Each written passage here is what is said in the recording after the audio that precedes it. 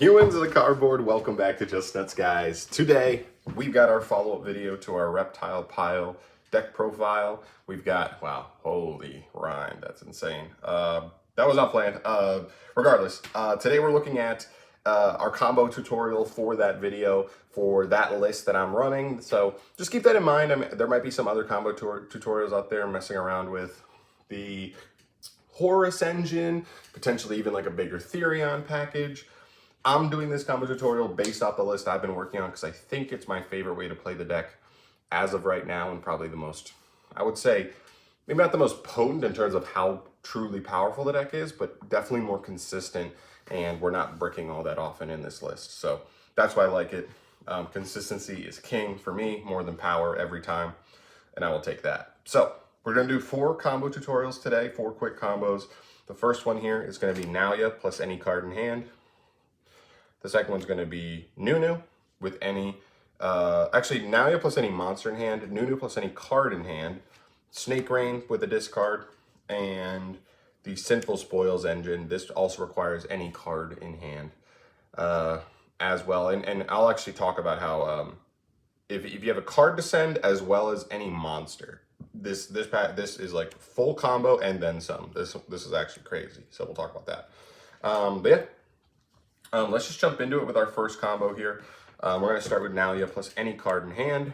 What's a good card that's like probably just not doing anything for us turn 1, but this can help us combo? It's going to be Ash. That's totally fine. Okay, so what we're going to start here is we're going to pitch our Nalia from hand to send a light reptile from deck to grave. Boom, there's Curse. Then we're going to just normal summon Ash because we need a tributable target for Curse. Curse is going to tribute that Ash Blossom to summon itself. And then it's going to reborn Nalia as well. Nalia, by the way, at this point, your opponent can choose to reborn something off of Curse from their own grave to their field, but it's going to be negated, so it's not like it's going to be that valuable. The only thing that's like more scary is something like a Bestial Drua's Worm, where like when it leaves the field, they get to send another card. That kind of thing can be annoying, but aside from stuff specifically like that, this isn't going to matter too much. Anyway, Nalia on summon is going to search us our new spell, Ogdoadic Daybreak. If you don't know what this card does, it tributes a reptile, then summons tokens up to that reptile's level, divided by 2. So we're going to tribute an 8 here, and we're going to get 4 tokens. 1, 2, 3, 4. Let's just throw these down. We're going to take the first 3 tokens here into our Cosmic Slicer's roll. We're going to trigger Cosmic Slicer here to search. We're going to grab our Planet Pollutant Virus. Now I'll say this because I think some people may wonder, like, if you're going to make Alien Shock Trooper plus Cosmic Slicer, wouldn't you want Shock Trooper in the EMZ because it doesn't give your opponent an extra arrow up? One, I don't think arrows are that important anymore. I mean, like, I guess it makes it so that certain decks can try to summon Relinquished Anima, but this guy's negating Anima anyway, so I'm not worried about that pretty much at all.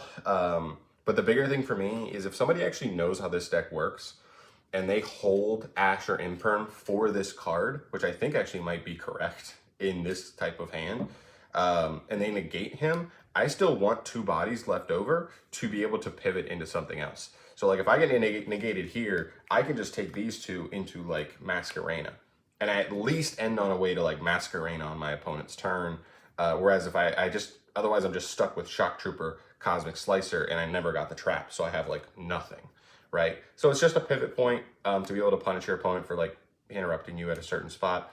But other than that, it doesn't matter. So we're going to take these 2. Keep in mind, Nalia's getting banished when it's summoned back, and then we're making our Shock Trooper. So Shock Trooper is our tribute target for the virus.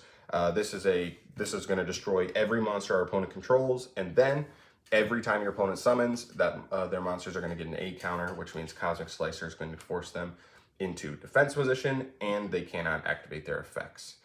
Pretty powerful.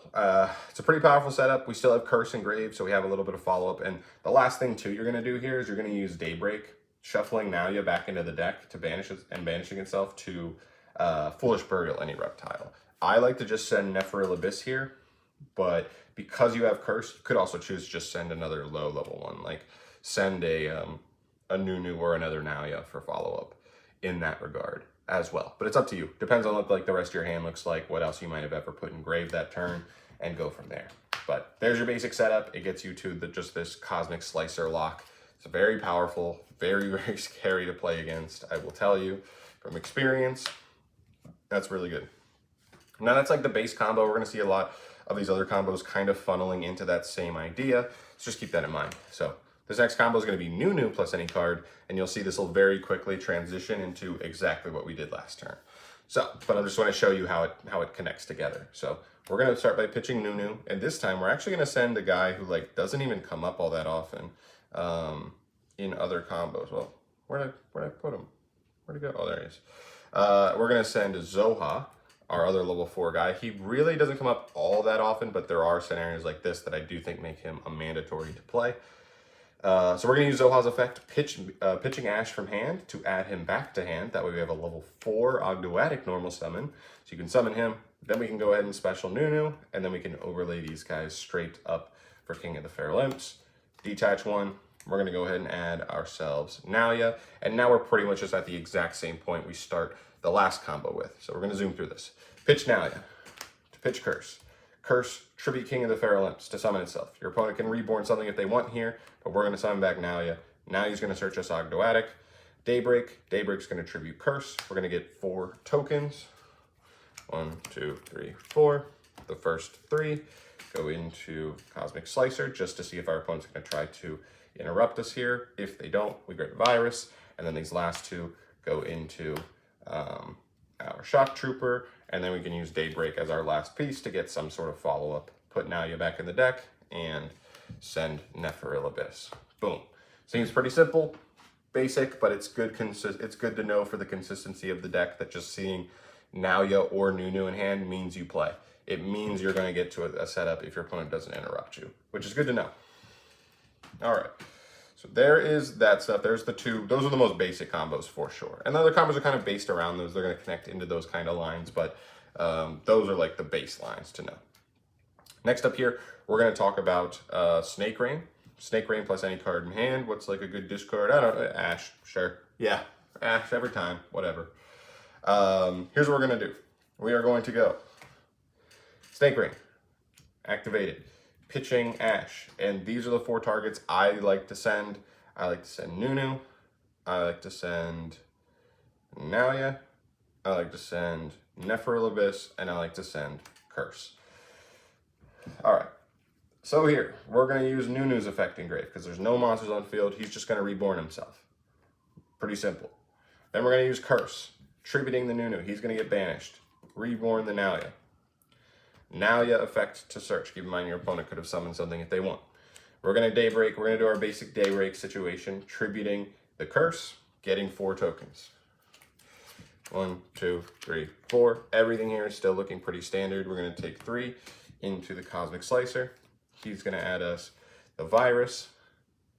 Then we're going to take these 2 and make ourselves the Shock Trooper. And then, lastly, we're going to use Daybreak. But because we already have Nephiril Abyss engraved, this is where the combo actually gets better. We're going to use Daybreak, banishing itself. We're going to put like a Nalia back engraved.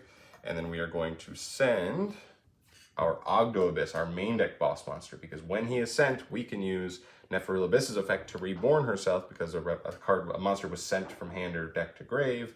And then we can use our main phase effect to just reborn Ogdo Abyss. So you get to the same thing, but you just get to an extra board wipe.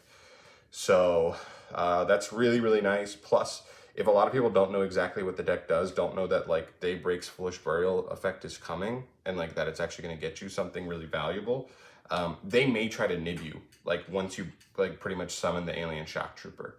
And if they nib you there, then you're just like, okay, Daybreak, send, and then you still at least get to these, right? These could be knocked off the field, but you still at least get to these. Which still has some legitimate value, of course, because you're at least getting to a board wipe.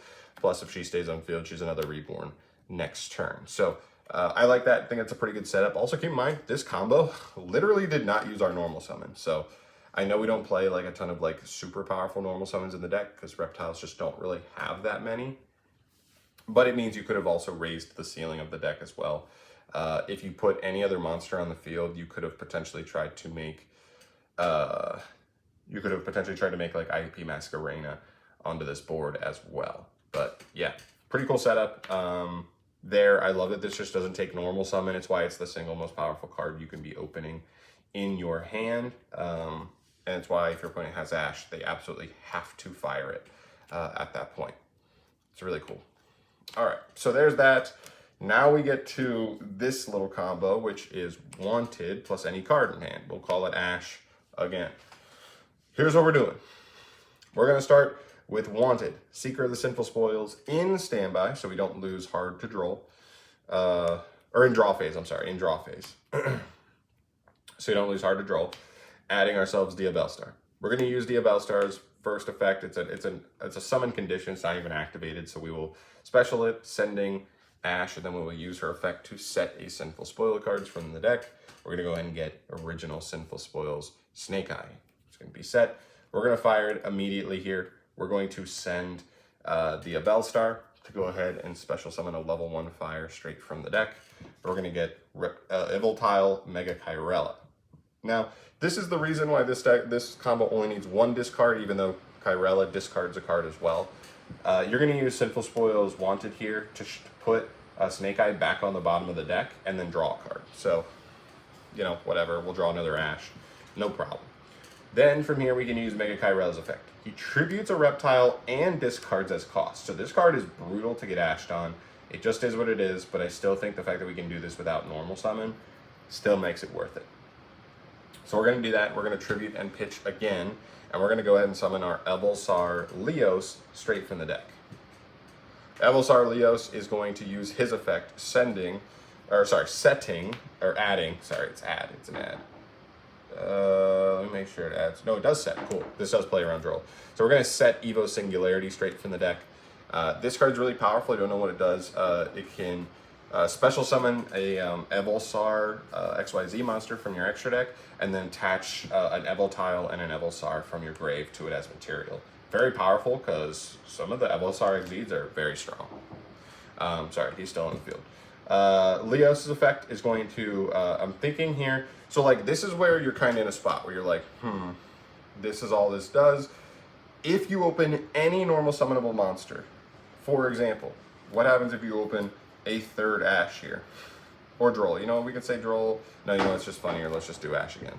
So like, I know we're kind of asking a lot here. It's technically a 3-card play now, but this was literally Wanted plus literally any discard and any normal summonable monster, even a hand trap that does nothing being normal summoned normally.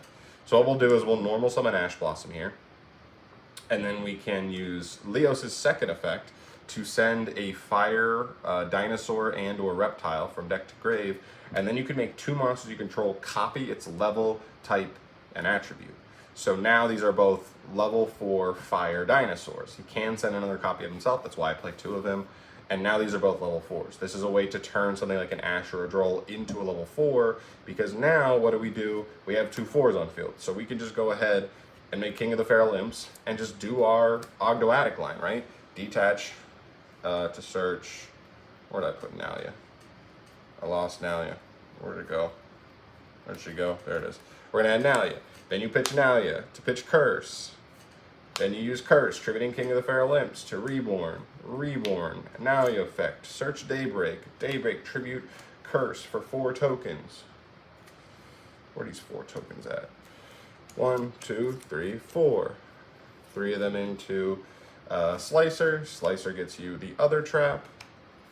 And then the last 2, now you're getting banished, go into the Shock Trooper. So you have the Cosmic Slicer, you know, set up with Planet Pollutant Virus, plus in our opponent's, you know, draw phase, we can use Evo Singularity, summoning Evolsar, Lars, or Dolka. If you think Dolka's better in a matchup, you can go for it. But my thing is like Lars is just a little bit safer because he's still going to protect us from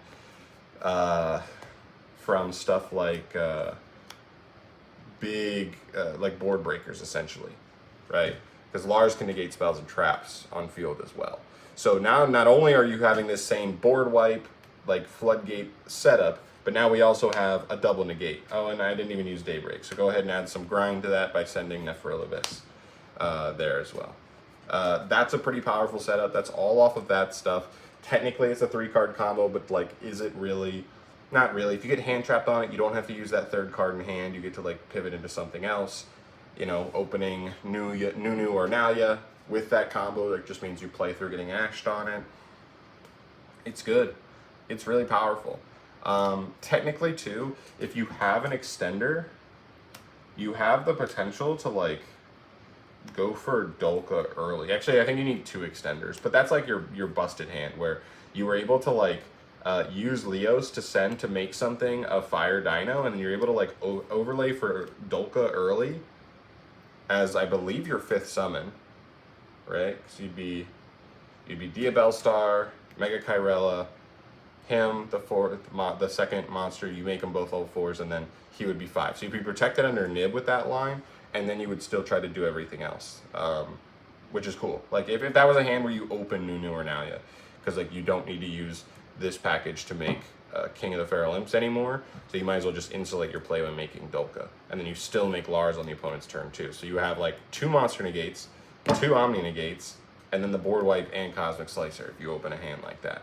So very, very powerful if you can get there. But who knows? I mean, listen, it's really, really strong. This deck is no joke. I really think the end boards this deck gets to are really solid. I have focused on allowing the deck, building the deck in a way where it's able to do it consistently, and pretty honestly, like doing a lot of test hands, I think this deck pretty consistently beats Ash. Now listen, if we're gonna talk about Nib, you cannot beat Shifter unless you draw Called By. You just can't. This is just one of those decks that just cannot do it. It does not have a way to do it. It is what it is. You know, the deck has some of its weaknesses. Bistrals are really annoying. Nib is like really tough if you don't open a way to like make Dolka before going into anything else. Ash can be annoying, but that's a card that's just kind of annoying if you open like Snake Rain. You know, and that's like the only way you play. Otherwise, like getting Ash on Snake Rain, but if you have like Noo-noo and Nalia in hand, then you just like still make the setup through Ash, and you do that pretty consistently. Same thing if you have like the Sinful Spoils engine. So I think this deck's really cool. I think it's being slept on.